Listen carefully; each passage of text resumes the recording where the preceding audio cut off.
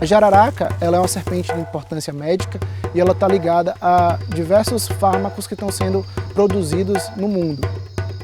Dentro dos fármacos produzidos, o captopril é um dos remédios para tratamento de hipertensão mais utilizados no mundo. Então, se a gente mata as nossas serpentes, a gente está perdendo potenciais produtores de medicamento.